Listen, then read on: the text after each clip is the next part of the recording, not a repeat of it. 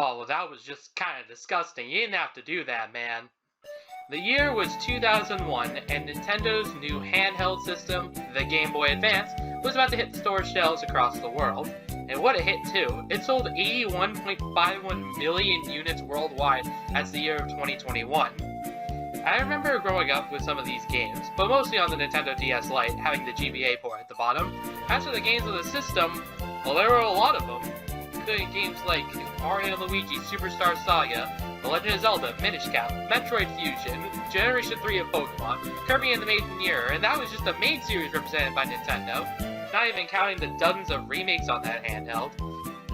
Even more amazingly, there were some great game series that started on the GBA, series including the Golden Sun series, the Fire Emblem began its localization with the Binding Blade, and even Advance Wars started on that system. All these franchises are still loved to this day. Oh, let's not forget the crowning jewel of the console, The Grand Adventures of Billy and Mandy on GBA! Camping quality of this! Look at this! It's peak perfection! But with all consoles, there are games on there that have very interesting stories to them.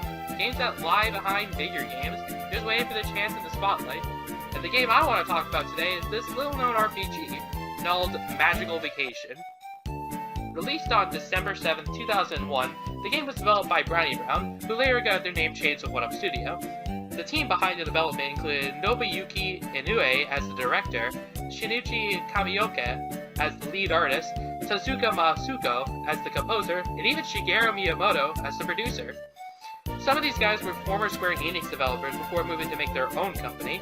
Magical Vacation actually has a pretty good reception. However, you may have not heard of this game or even played it. That's because the game technically was never released outside of Japan. For those who are not aware, some games are exclusive to their region that they were made in, and the team never localized it. A popular example of this is Mother 3, another game made by Brownie Brown.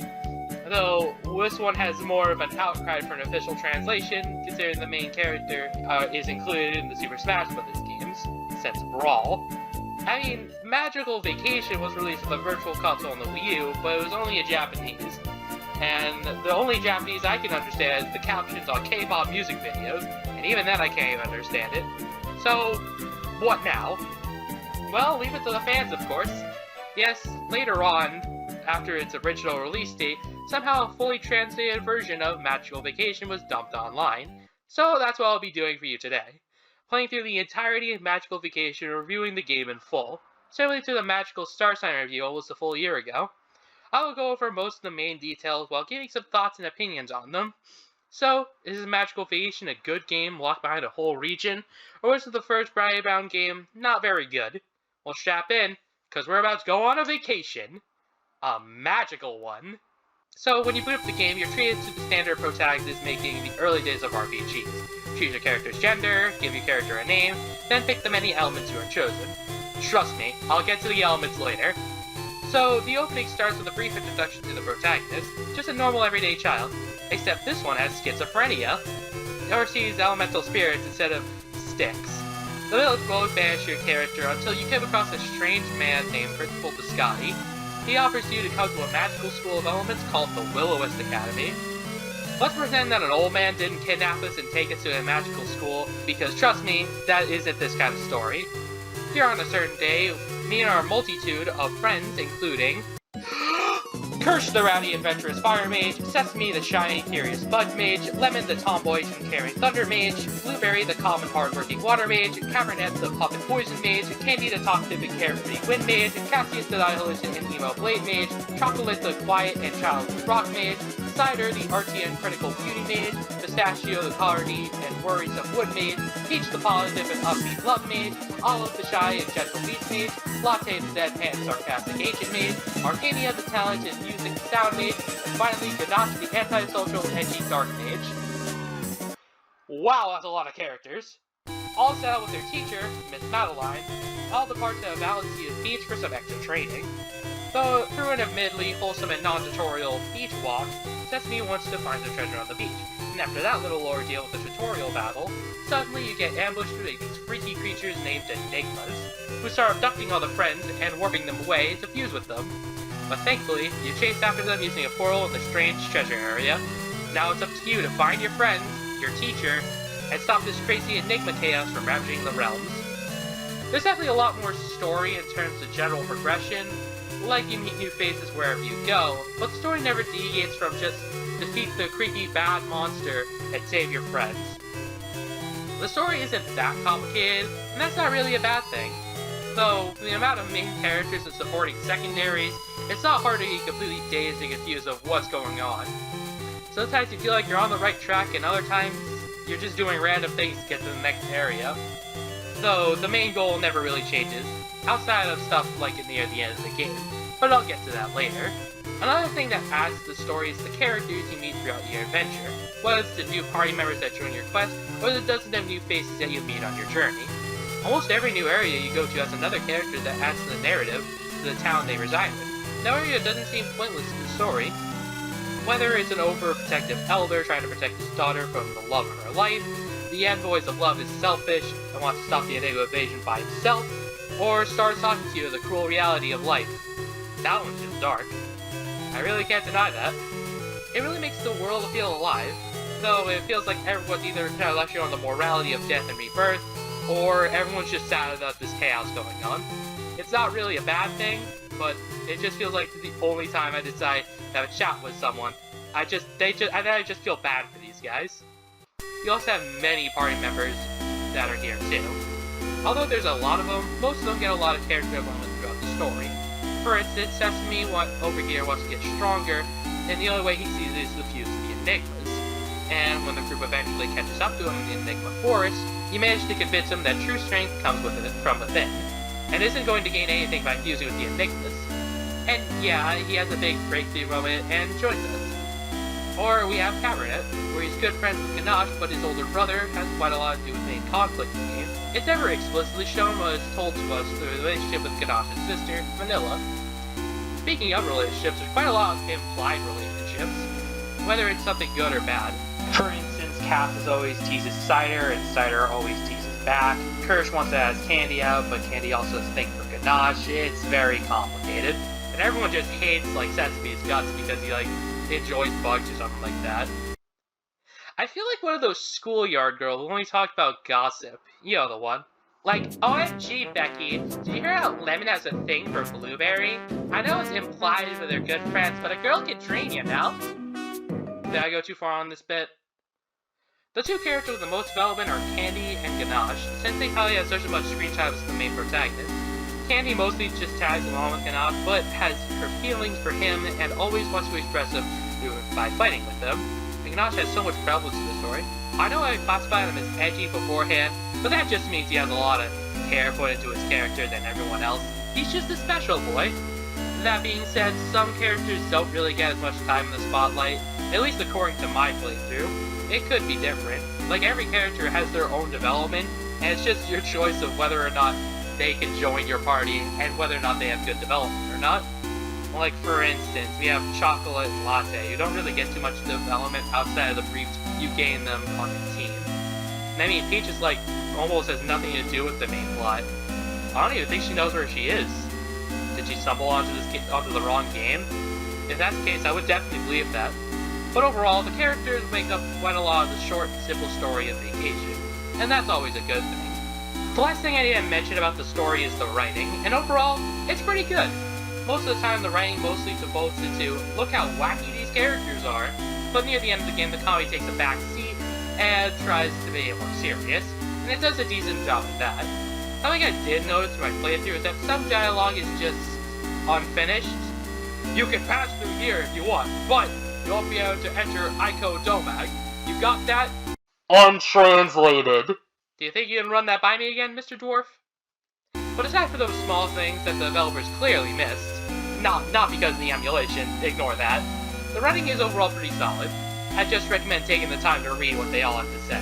The next thing I want to discuss is the presentation of the game and all of its quirks. The best thing for me personally is the overall great character design, and I think it's just Komoka's style that always gets to me. His style always feels so cozy. It makes me feel like the character's either really, really adorable or really, really unsettling, or both, depending on your interests. Some of my favorite character designs are Pistachio with his really noticeable trim, Ganache with his whole strange yet cool looking attire, and Madeline's nice dress. Honestly, it's way better than the design in Starsign. I mean, what is it supposed to be? That dress, though? Ooh. Oh, I was simping, man. Also, I think there was some young Japanese child on Christmas that saw Levin's character design, looked at it, and something just awoke inside of him that morning. I know I would've. She protect, she attack, but most importantly, she's adorable as heck! That means that is also really neat too, let's not forget about that. Most of them I'm familiar with, considering some of the enemies used in Vacation would later be reused in Magical Starsign, the game's sequel. But I noticed there were some more unique enemy designs here. There's over 300 entries in the game's bestiary, and trust me, like 2/3 of it are literally recolors, one for each realm. I also really like the other types of species here, the ones used mostly for NPCs, and some of them are unique to Magical Vacation. Like got these box creatures, like big-eared dog things, very cute. You got the tree man, who I kind of forgot existed for a bit. These creepy love ambassadors, they're very unsettling. And Cheese Boys! Oh my god, there's Cheese Boys. They're like the Yakuza, but Cheese Boys! Are there any plushies? I'll take 20! Overall, there's not a character design I don't really like. All of them are very good. Another thing I really enjoy is the graphics and overworld design. Dang, for a GBA game, this game looks gorgeous. There's 4 different realms in the game: the campground, the light realm, the dark realm, and the abyssal realm. And they all have their styles and I really enjoy. Whereas the calm and soothing beach, the lush landscapes of the light realm, the mysterious and dimmer dark realm, there's outright creepy and unsettling variety in the abyssal realm. Everything feels fitting. The colors for each area look amazing. I love the area where you get the Veil of Light. This area is absolutely stunning with all the cool blue and dozens of tiny stars. It really feels out of this world. Though my one complaint I'd have with the visuals sometimes is the perspective is a little strange. Especially in places like the Dwarf Tower and the mine, where some areas I thought were just a wall, but actually was an entrance to progression. I adapted quickly, but sometimes I just got lost. Honestly, the one thing I really didn't like was the soundtrack. Yeah, it's weird. I love Starsign's OST. I thought this would be very similar, but either most tracks were forgettable, or just extremely limited. There were some things I really enjoyed, like the Willows Academy theme. Some of the town music in the Dark Realm were very nice to hear, and eventually the boss theme got stuck in my head. But for everything else, why is there so little instrumentation? Like for the town of the Pyrites, for instance. Is it supposed to sound simple because their character design is so simple? I get it's a GBA game, and that things were limited, but like a year later we get the Ruby and Sapphire soundtrack, and that still had plenty of bangers. I would honestly give this a pass though. Again, I understand the limitations of the GBA. How can you fit a whole trumpet in here? Okay, so the next thing to discuss is gameplay. And wow, there is a lot to say. So much so that I'm pretty sure those make up most of the video, and that I'll forget some things about the game. So I'll try to explain all the mechanics. So, like most other RPGs, the gameplay is divided into 2 sections. One for the overworld shenanigans, and the other for battling. Both have quite a lot of stuff to describe. So, let's talk about the overworld stuff first. So the way of travel is very simple. Move around with the D-pad, interact with stuff with the A button, run with the B button, start to open up the main menu, select the tell a brief description in the menu, and L and R are used for quick navigation of said menu. Already has better control of Starsign, as long as I'm not forced to use touchscreen controls. That's good. Vacation also has a lot of menus, and it's easy to get lost in them. You have standard party info, saving your game, access to your items, etc, etc. In the overworld, you'll find many locations that you can walk around in, and many locals to interact with. There's many inns and main areas of towns that you can stay at the game's currency, Bora. Yeah, in Starsign it's called Vera, and in Vacation it's called Bora. Weird. Staying at the end will fully heal you up, but there's also many shops in the game that sell useful items like bombs, healing items, and equipment. Equipment comes in many varieties, in headgear, arm gear, body, legs, and extra accessories. These equipment will increase your overall stats. You can find these in shops, enemy drops, and sometimes chests scattered throughout the land, though be careful of monster chests that show up. Speaking of more treacherous areas, you'll find a lot more to collect there. There's gummy frogs for healing, coming in green, blue, and red varieties. There's gummy worms that pop in holes in the ground, and if you time it right, you get a free gummy worm.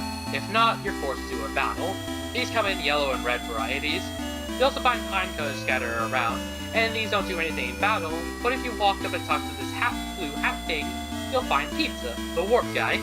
Give him 5 pine cones, and he'll save you a warp point for you for each zone travel throughout the menus. Very useful. You also find leaves scattered around sometimes. These leaves give a single point to stat depending on the leaf. Another thing is boulder puzzles. These movable blocks that can be shoved away with the A button. These are used to make crazy puzzles for regression or hide away items. Next thing is healing pots. The gray one heals health for free, but the brown ones heal magic points to the cost of 1 gummy frog.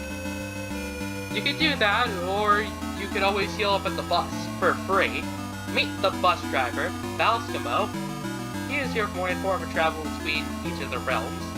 You can also move around the bus, find hidden and special items by searching the bus, and most importantly, change your party around. You have up to 6 party members at a time, and the rest wait on the bus. These party members are actually different in their own special ways, not because of the magic they use, but for every single party member, bearing a few exceptions, have special overworld abilities. For example, Blueberry can understand the language of these water people over here, Olive can avoid battles by the gummy worm holes, Sesame warns you about monster chests, and Chocolate finds gummy worms after pushing a rock, and so much more. All these characters have something special, so try to mix and match your party around. Easily the most important thing is to find these little spirits. These little guys are hidden everywhere in the overworld, sometimes in plain sight, sometimes they're harder to find. Once you find these things, you can interact with these guys, and if you talk to them, you can befriend them by giving them something. For instance, the fire spirit Toasty wants an Ignis coins, and the water spirit Rainy wants some Aqua coins.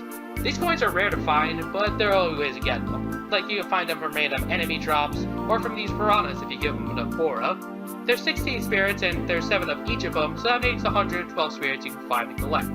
There's no special reward for getting them all, but each of them are very special, and they're very, very helpful, which perfectly leads us to the battle aspect of the game. Oh yeah, my transitions are good. So let's talk about the other 50% of the game, shall we? So in typical JRPG format, it's a turn-based game where every move is well thought out and precise. It's simple to control, the D-pad can move around the menu, A button to accept your option, B to cancel it, select to explain the move's functionality, and the L button to pull up the elements menu, what is weak and what is not weak to it, which is the main aspect of the game. Remember in the beginning where I said you could choose your element? Yeah, that plays a big role in the combat. You can choose up to 13 elements to start off with, and they all have their own moves and special abilities. Let's see off all them elements, here we go. We have Fire, which beats wind and it fears ancient. Wind that beats poison and fears fire. Poison, which fears wind and beats beauty. Beauty, which fears poison and beats blade. Blade, which fears beauty and beats sound. Sound, which fears blade and beats stone. Stone, which fears sound and beats insect. Insect, which fears stone and beats wood. Wood, which fears insect and beats beast. Beast that fears wood and beats water. Water, which fears beast and beats electric. Electric, which fears water and beats ancient. Ancient, which fears electric and beats fire. Dark, which beats all the previous elements and only fears light. Light, which beats dark and doesn't fear anything. And love, which doesn't fear or beat anything and is neutral to every attack.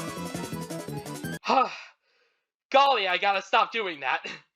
Each element doesn't have multiple weaknesses, only the one, except for all of them being weak to dark. And this isn't like Pokemon. Speaking of, why is stone weak to sound? Does like the music destroy the mountains or something like that? More confusing, how does a sword beat sound? How is that one even possible? Does it cut through the actual sound waves? Anyways, these elements have their own difficulty setting as well. I started with water, which is a 2-star, and you can't play in light, dark, or love, because it'll be either too easy or too hard. Now finally going back to battle, you have 5 options. A simple close range attack, that can miss, very, very cool. Defensive guard, which can block an attack, using an item, fleeing while battles, and finally, casting magic. Magic drains magic points, which that costs between 1 point and using them all. Each magic can hit a target depending on the radius, whether it's single target or multi-target. Most magic also has a tiny secondary effect, like sound has a chance to put you to sleep, or wood has a tiny chance to lower the magic power of enemies. If you're ever in need of healing, then use the gummy frogs. heal your MP with use of the worms, and in the case of a party member faints, you have to use a Wakey Tail, which will heal half your health. As for stats, you have overall health, magic points, attack for physical attack strength, defense for protect against physical attack, spirit which defends against strong magic attack, magic points percent, which is the percent how much mana you gain back after every turn passes, and probably the most important is speed. Speed determines who can move first to last. Speed can definitely influence a match and mostly depends on the character. For instance, Pistachio and Sesame are genuinely the fastest characters in the group, meaning that they probably get the first strike in, while characters like Latte and Chocolate are probably the slowest but make up for it in HP and defense. Every character has their own attributes, so try mixing and matching them to provide the perfect example of a perfect team composition. Rows are important as well. It's generally important to stick to more physically defensive members up front, and faster, more powerful characters in the back for healing and damage. You also may have noticed I skipped over Magic Power, and that's where this strange mechanic in the Vacation shines. You see, after every battle you gain experience points to level up to make your stats stronger. Simple enough. However, Magic Power doesn't gain from level ups, that has its own meter. That is powered up by using the Magic meter. To level up your Magic meter specifically is by using the percent magic in battle. The more damage you do, the more experience you'll receive. And that's how you gain new moves. The main mechanic, however, is these little spirits. Collected spirits also have applications in battle. You spawn 1 or 2 depending if you have enough magic, and once you've used an attack of the same element, it doubles in power. And this stacks. You can have up to 7 spirits of your own in battle, and you can do absolutely crazy damage. Think about it, it's times 2, then times 4, then times 8, so on and so forth. But don't get too careless, because if another element is used in the process with also a spirit attached to it, the effects of it will fizzle out. It also has elemental cancelling, like water can cancel out the electric spirit, for instance. You can also use elemental bombs effectively to cancel out other spirits, or you can also just spawn the element and then use the bomb of the same element. You also get some pretty nice strategies to counter spirits, so collect as many of them as possible. The 2 other things I mentioned is how elemental stickers work. Basically, you have 15 slots in your equipment menu, and these stickers can be placed in. If you find a sticker that is weak to your element, for instance, you can stick it on and have reduced damage for said element. Or, alternatively, you can put stickers on the same element on you, and your experience for said magic will increase and it will level up faster. Stickers are also kind of rare, and most of the time they can be dropped by enemies, but always look out for shops that sell them. The last thing to mention is this special party member, the Magic Dolls. These dolls are special. They have their own equipment set that influence their stats. But more importantly, they can copy the magic data of existing party members. So like, they can use magic, even though they're users of the party. They can't gain levels or magic levels. Again, you have to be in some crazy synergy for going on. Like here, for instance, I had 3 party members that were water, and I just stacked spirits one after another, and after one Aspirin attack, everyone was dead in one hit except for the boss. There's 5 of these robots hidden throughout the overworld, and try getting them all. Plus the spirits of the elements you found. The damage you'll cause, it'll be crazy. There's still one more thing I haven't mentioned, and that's the multiplayer aspect. Now, by most normal standards, you probably don't have another friend with a copy of Magical Vacation and a link cable, but some emulators allow multiplayer shenanigans. To briefly explain multiplayer, you can connect with another user, and you can battle with their own designed team. You don't start with any mana, but you gain some over time, and spirits randomly appear on the side, so you can use to your advantage. You'll rank up every time you win, with more and more battles. You can also take a nice, relaxing bath in the hot spring with your friend.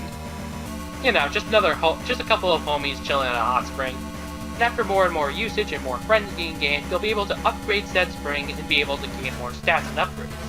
I could explain more, but my homie Malisatori made an extremely great guide on multiplayer. Heck, he made an entire tutorial of the game, so please go and check out my buddy's channel and subscribe for the great and useful content. There's honestly so much more to discuss, like some hidden NPCs in the overworld, and the fact that you can get magic animations by holding the A button down in battle, but I'm pretty sure I'll be here all day, and that's probably my favorite thing about the game. The amount of creative freedom that you have. Every playthrough will be very different from the last. One period you have this team as your setup, the other time it's a different setup. Every element has their own difficulty setting, which creates more challenge or makes it easier. And the point is, the game is like an open canvas. You can make something each and different every single time. And with that being said, I really enjoyed Magical Vacation. However, there's some things that really got on my nerves. So let's talk about them. So to start off with some minor issue, diagonal controls are weird. Since there's not a diagonal sprite made, it's really hard to tell when you're moving diagonal or not.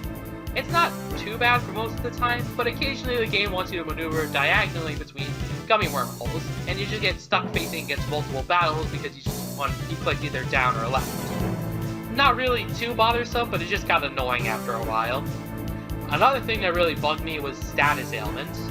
They don't have any symbols around them like in Starsign or like almost every other RPG ever, so it's kind of hard to tell unless you really know what it is already. Like, for instance, I never really knew that there was two different, like, paralyzed animations. One's for actual paralysis, one's for stunning. It was weird, and it wasn't that bad after a little bit. Random costs are also really dumb, but not in the way you think. You see, every time you get into a battle, there's a random set of enemy placements the foes will be in. This includes a number of them, which can range between 1 and 6. It gets really annoying when you enter a new area with enemies coming up on you when your team is frail. There are many instances of me entering new areas being swarmed by 5 or 6 enemies and almost losing to them because I just got unlucky, which was really annoying to me. Some of the level design is also just very cute, let's say, like in the Mouse Tower, where you have to enter by throwing away a random coin next to this random NPC, then doing a fetch quest where you have to distinguish minor details from each of the mice, and when you finally get up to the top, you need 10 blue frogs to proceed, otherwise you'll be kicked out. Oh, how about the desert? For every 10 seconds, Latte will overheat and force you to go back to the village. The only way to proceed is to find these random rain slugs. Or how about the volcano, where every step in lava will cost you 1 HP, and the lava is everywhere? Or how about the dungeon with these demon pods that will warp a party member away to the back of the bus, where enemies are also strong and you have to play the game like a stealth game now? And it just goes on and on and on. There's so much variety, but it's so infuriating. Oh, okay. And then there's some of the special spirits who are very obnoxious. Like the Bug Spirit, Ansade, who will only spawn if you get a magnifying glass in a specific area of the dungeon, not even told to you, and it's in this random wall, so that's very cool. Or how about the Blade Spirit, Edgy, where you have to toss out all your gummy frogs before you can initiate the trade, and if you decline the trade, you'll lose those gummy frogs forever. But thankfully Cassius will catch them afterwards if you have them in your party. But if you didn't know that, say goodbye to your gummy frogs. Oh, and then there's the Beauty Spirit. If she's in your group, and you're not allowed to pick up more than 50 gummy worms, pick up the 51st, and she threatens to leave the group forever, forcing you to get rid of your worms at very inconvenient times. And then there's the Dark Spirit, Inky. Nothing is really bad with this one, but you're forced to battle them, and the fights are very, very difficult. But here's the kicker, and you better sit down for this one. You're only supposed to collect one of them! Why? Because of the Light Spirit, Holy. Because if you have more than one, the Light Spirit will outright reject you. And some of them are also really, really dumb to find. Did you know you have to sit in this place for a really long time in the specific part of the inn, and then it just appears at random? Did the game tell you that? Oh yeah, no, it didn't. And then this piece of garbage shows up. This is gonna sound awful out of context, but I hate charity. The Love Spirit spawns when you do some right action when some story happens. Neat idea, right? However, there's a big catch. Remember those gummy frogs to pick up? Yeah, if you collect a single one, you're automatically unable to get 7. Because the spirit will notice and leave you forever! This is such a cruel beginner's trap, and it's so dumb! The first thing players will do is to collect as many as possible for the upcoming fights. And now you're being locked out of completing a spirit. If this is only annoying for getting 100%, yeah, if you have all of them now, you're able to pick up gummy frogs again. But that's not until near the very end of the game. And this wouldn't be so bad if your Love Spirit wasn't good at all, but stacking Love Spirit to the Love Made Peach, aka your healer, you're unable to do more healing and get more experience, meaning that you have dead weight on your team. Oh yeah, that's fun, but easily the most infuriating thing about Magical Vacation is the level gaps between areas. Normally in these type of games, the level gap is not that big, so that grinding is a necessity, and if only if you grind, you get rewarded with a better edge and more items. While in Magical Vacation, however, grinding is almost necessary to be on par with the foes. I'll give a few examples. In the Dark Realm, where you get your party back at level 28. Around the same area, you'll find enemies that are also level 28. The next area is the Volcano, and the enemies are level 35! Right after an area of 28. That's a 7-level gap between 4 screens. The Abyssal Realm gets even worse. The Pyramid Boss is level 55 with level 37 enemies next to him. The boss, after 2 very short dungeons filled with between level 45 and 55, level 68 with 2 other level 66s!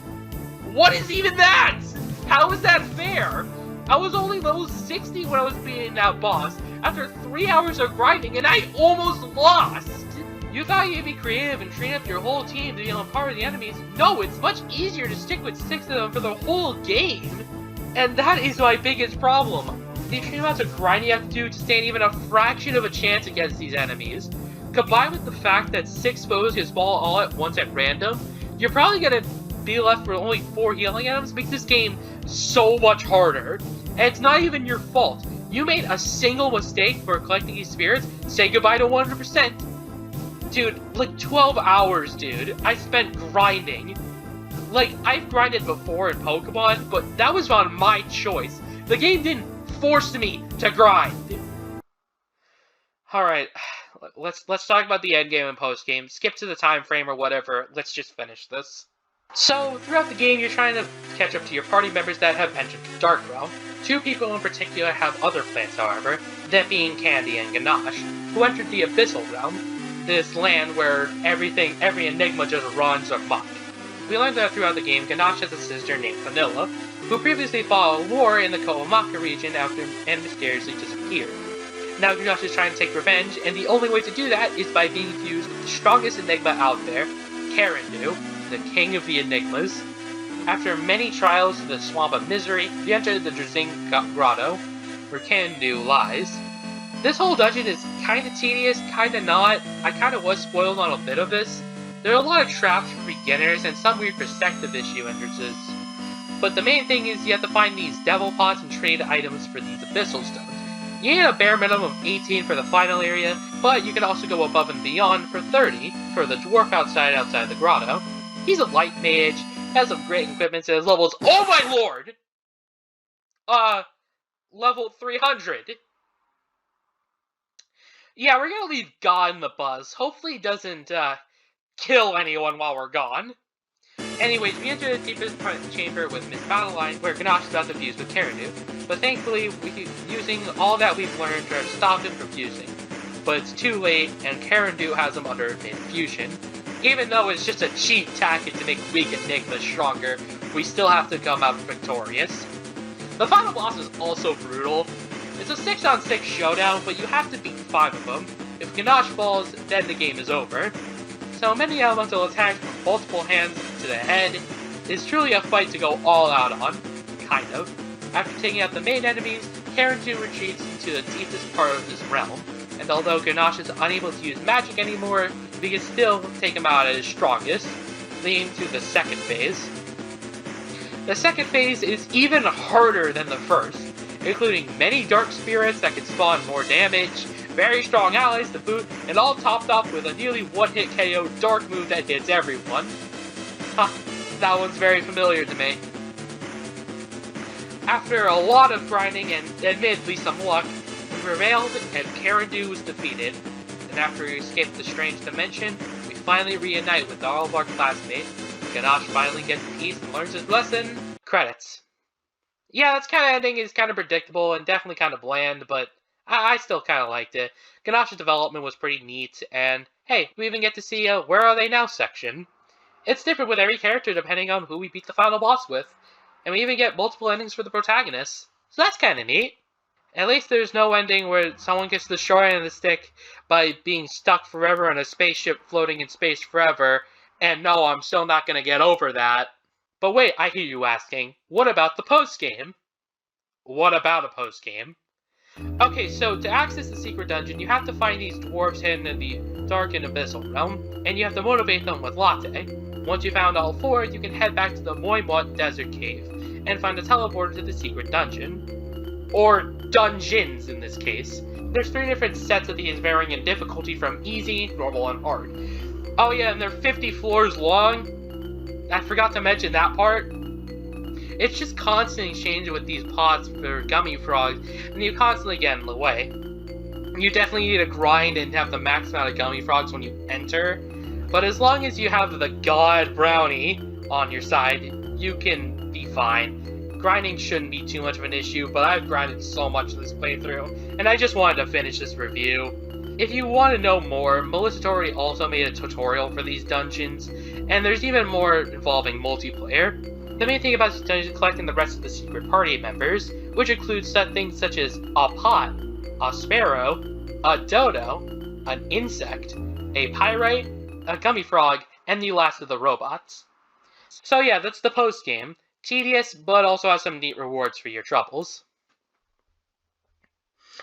Alright, that's Magical Vacation. And what an experience that was. I really don't know what to think about Magical Vacation though. On one hand, you have so much variety that you know what to do with. What team you can build, what magic you can start off, and every playthrough is very different. On the other hand, the grind is really brutal, especially towards the end in the Abyssal Realm, where I was level 40 when I entered, and finished the game 35 levels later. On one hand, the story, characters, and setting are also charming and alluring, but on the other hand, the game had so much trial and error luck involved, and it just adds to the overall difficulty. But honestly, I really do enjoy this game, and I definitely would love to go back to it once another time. Not immediately though, trust me, I've spent 30 plus hours on this one. And if you're looking for a tough RPG to spend 30 hours with, then yeah, I can recommend this one. If you're a fan of Starsign and never played Vacation before, yeah, try to play it, give it a try. I'll link the emulator I used in the description. However, if you don't like extremely long grinds, then probably skip out on it. I do have a bit of a mini guide for you for your first playthrough, but you know, you don't have to play if you don't want to.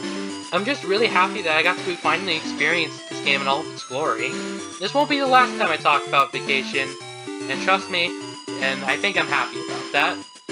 I'll continue my propaganda quest, not with Starsign, but with Vacation.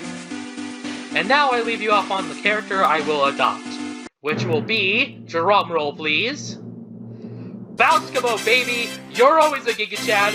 Always thank your bus drivers, baby!